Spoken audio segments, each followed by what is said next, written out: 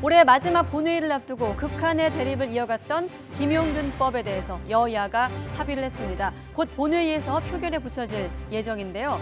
하지만 또 하나의 쟁점 법안이었던 유치원 3법은 신속 처리 안건으로 지정하기로 했습니다. 국회 연결합니다. 자, 염혜원 기자, 김용균법 처리 합의부터 전해주시죠. 네, 좀처럼 접점을 찾지 못할 것 같았던 여야가 합의를 이뤘습니다. 그동안 쟁점은 사업주 처벌 조항이었는데요.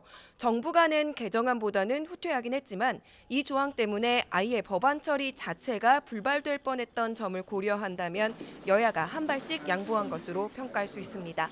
결국 여야는 처벌 규정에 대해 법인은 10억 원 이하의 벌금, 도급인은 3년 이하의 징역, 3천만 원 이하의 벌금을 부과하기로 했습니다.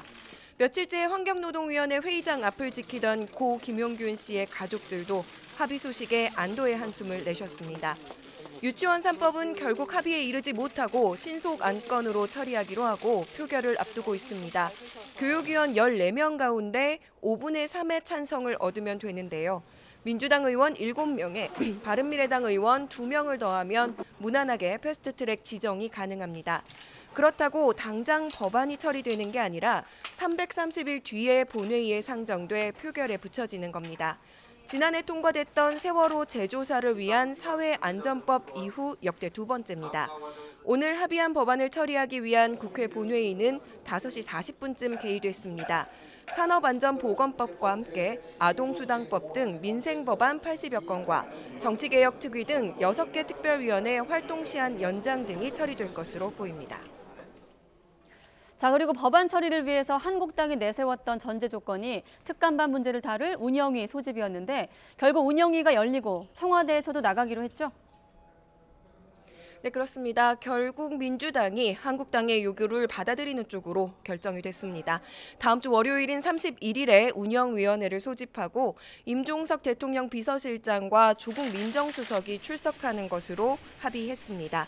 한국당 나경원 원내대표는 그동안 문재인 대통령이 민간인 사찰 의혹에 대해서 답을 내놔야 한다고 촉구해왔습니다. 또 오늘은 바른미래당 김관영 원내대표까지 민주당이 청와대를 너무 감싼다며 작심한 듯 비판을 쏟아내기도 했습니다. 민주당은 그동안 범법자의 폭로 때문에 운영위원회를 소집할 수는 없다는 강경한 입장을 고수해왔는데요. 김용균법 처리 등 민감한 현안과 맞물리면서 한 발 물러선 것으로 보입니다. 문 대통령도 김용균법 통과를 위해서 조국 민정수석의 국회 운영위원회 참석을 지시했던 것으로 전해졌습니다.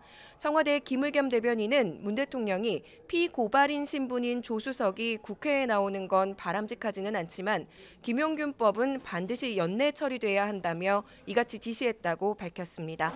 지금까지 국회에서 YTN 염혜원입니다.